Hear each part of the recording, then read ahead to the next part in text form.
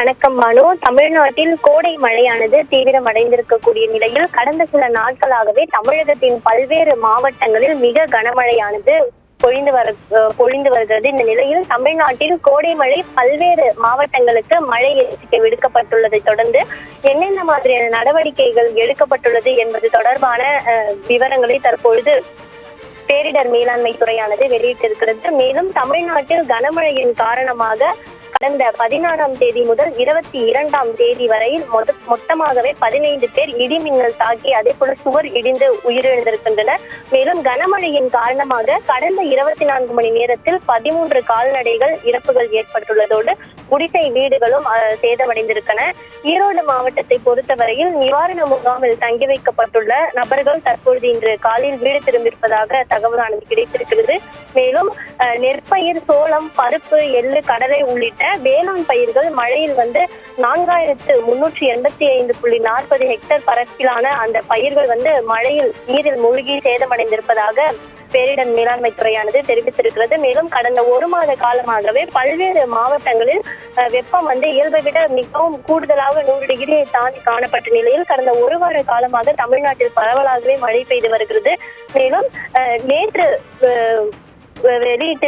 இருக்கக்கூடிய அறிக்கையில் நாளை வரை பல்வேறு மாவட்டங்களில் சில இடங்களில் அதிக கனமழையும் சில இடங்களில் கனமழைக்கான எச்சரிக்கையும் விடுக்கப்பட்டுள்ளது. குறிப்பாக தேனி, தென்காசி, கன்னியாகுமரி, திருநெல்வேலி மற்றும் தூத்துக்குடி ஆகிய 5 மாவட்டங்களுக்கு கனமழை முதல் மிக கனமழைக்கான எச்சரிக்கை விடுக்கப்பட்டுள்ளது.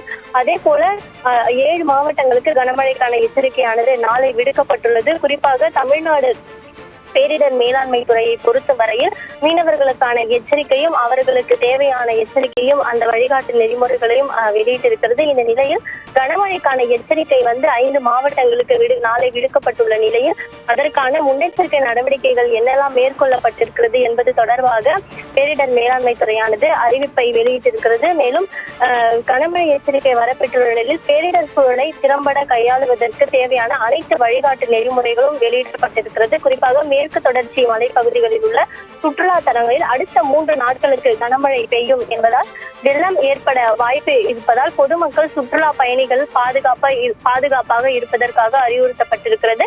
அதே போல கடலோர பகுதிகளில் நிறுவப்பட்டுள்ள 437 முன்னெச்சரிக்கை அமைப்புகள் மூலம் மீனவர்களுக்கான எச்சரிக்கை, கடல் சீற்றம் குறித்த எச்சரிக்கை அனைத்தும் தகவல்கள் தொடர்ச்சியாக வழங்கப்பட்டு வருகிறது. அதே போல கனமழை எச்சரிக்கையை தொடர்ந்து தமிழ்நாடு பேரிடர் மீட்பு படையினை சேர்ந்த 296 வீரர்கள் அடங்கிய 10 குழுக்கள் கன்னியாகுமரி, கோயம்புத்தூர், திருநெல்வேலி மற்றும் நீலகிரி ஆகிய 4 மாவட்டங்களில் கனமழை விடுக்கப்பட்டுள்ள இந்த 4 மாவட்டங்களில் முன்னெச்சரிக்கையாக அந்த பாதுகாப்பு பணியில் களத்தில் இருக்கின்றனர். மேலும் மேற்கு தொடர்ச்சி மலைப்பகுதிகளில் நாளை கனமழை எச்சரிக்கை விடுக்கப்பட்டுள்ள நிலையில் சுற்றுலா தலங்களுக்கு வரக்கூடிய சுற்றுலா பயணிகளுக்கு போதிய பாதுகாப்பு அளித்திடவும் அதே போல பொதுமக்கள் பாதுகாப்பாக இருக்க வேண்டும் எனவும் எச்சரிக்கையானது விடுக்கப்பட்டுள்ளது. மாநில மற்றும் மாவட்ட அவசர கால கட்டுப்பாட்டு மையங்களும் கூடுதல் அலுவலர்களுடன் 24 மணி நேரமும் செயல்பட்டு வருவதற்கான அந்த கண்காணிப்பு பணியும் தொடர்ந்து 24 மணி நேரமும் செயல்பாட்டில் இருக்கும் என பேரிடர் மேலாண்மை துறையானது அறிவித்திருக்கிறது. மேலும்